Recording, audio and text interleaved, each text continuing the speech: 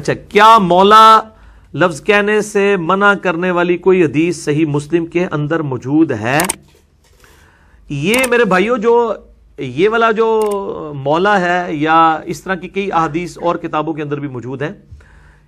کہ وہ کس مولا کہنے کی اور کس سید کہنے کی بھی ممانعت احادیث کے اندر آئی ہے، لیکن اس کے بعد نبی علیہ السلام نے ان چیزوں کی اجازت مرمت فرمائی ہے اور کنڈیم کر دی ہے کہ کس طرح کا لفظ سید استعمال کرنا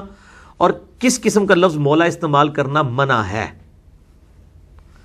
سید اور مولا یہ دونوں الفاظ آپ نبی علیہ السلام کے لیے بھی استعمال کر رہے ہیں، اور اجماع ہے، آپ دروشی میں پڑھتے ہیں اللہم صلی علی سیدنا و مولانا محمد، اے اللہ درود بھیج ہمارے آقا، ہمارے سید اور ہمارے مولا، ہمارے جگری یار، ہمارے دلی محبوب۔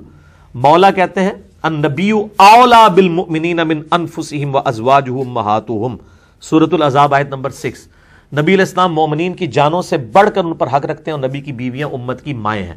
اولا مولا، اسی طریقے سے سورہ التحریم کی آیت نمبر 4 میں آیا نا، ان اللہ ہوا مولاہ وجبریل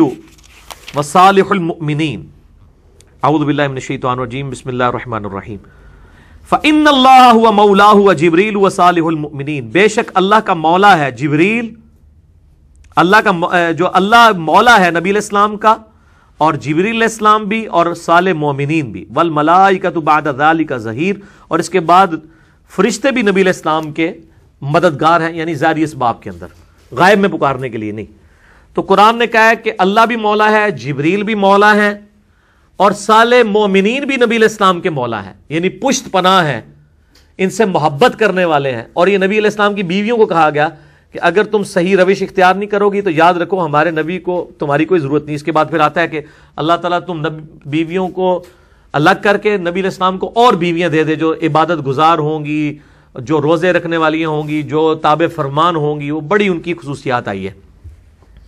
اور اس حوالے سے میرا مسئلہ نمبر 105 ریکارڈڈ موجود ہے، جنید جمشید پر گستاخی کے الزام کا تحقیقی جائزہ۔ اس میں نے یہ سارا نبی علیہ السلام کی بیویوں کو جو اللہ تعالیٰ کی طرف سے اس حوالے سے یعنی سخت گرفت کی گئی قرآن حکیم کے اندر، میں نے اس کے اوپر ڈیٹیل کے ساتھ ڈسکشن کی ہے۔ تو قرآن پاک میں کہا گیا مولا ہے، اور اس کی ایکسپلینیشن نبی علیہ السلام نے خود کر دی ہے۔ جامعہ ترمذی میں حدیث ہے، سنن نسائی الکبریٰ کے اندر حدیث موجود ہے، مسند احمد کے اندر حدیث موجود ہے، اور اس کے علاوہ کئی کتابوں میں یہ صحیح سند کے ساتھ حدیث ہے کہ نبی علیہ السلام نے غدیر خم پہ مولا علی علیہ السلام کا ہاتھ پکڑ کے صحابہ کے سامنے بلند کر کے کہا تھا من کنت مولاہ فہذا علی مولاہ، جس کا مولا میں اس کا مولا علی، یعنی جو مجھ سے جگری محبت رکھتا ہے وہ نبی حضرت علی سے بھی جگری محبت رکھے۔ اور اس وقت آپ علیہ السلام نے یہ پھر آیت بھی پڑھی النبی اولا بالمؤمنین من انفسہم وازواجہ امہاتہم۔ غدیر خم کی حدیث پہ میرا ڈیٹیل لیکچر ہے، آپ یوٹیوب پہ لکھیں غدیر خم کی حدیث، لاکھوں لوگ دیکھ چکے ہیں، 8 طرق میں نے اہل سنت کی کتابوں سے بیان کیے ہیں۔ تو اگر نبی علیہ السلام نے یہ ممانعت کی ہوتی تو آپ اپنی وفات سے 2.5 مہینے پہلے من کنت مولاہ فہذا علی مولاہ کیوں کہہ رہے ہوتے، اور پوری امت اللہم صلی علی سیدنا و مولانا محمد کیوں کہہ رہی ہوتی۔ اور پھر آپ دیکھیں صحیح بخاری میں ہے کہ سیدنا عمر کہتے ہیں کہ ابو بکر ہمارے سید ہیں جنہوں نے ہمارے سید بلال کو آزاد کروایا، سیدنا بلال کہا۔ ایک عرب کے سردار نے ایک حبشی کو غلام کو کہا سیدنا بلال، اسلام کی برکت ہے نا۔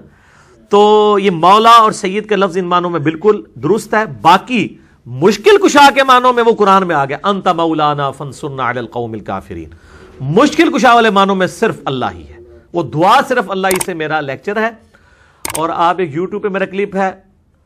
علی کا صحیح شیعہ کون ہے، who is true Shia of Ali, English میں لکھیں یا اردو میں، میرا کلپ کھل جائے گا جس میں نے مولا کے دونوں معنوں کے اوپر ڈیٹیل سے بحث کی ہے۔ یہ کوئی ایسا سوال نہیں ہے جو میں نے ان چیزوں کو ایڈریس نہ کی ہو۔ جن چیزوں کی ممانعت آئی ہے وہ اور ہے، جن چیزوں کی ممانعت نہیں آئی وہ اور ہیں، ان چیزوں کو آپس میں مکس نہیں کرنا چاہیے۔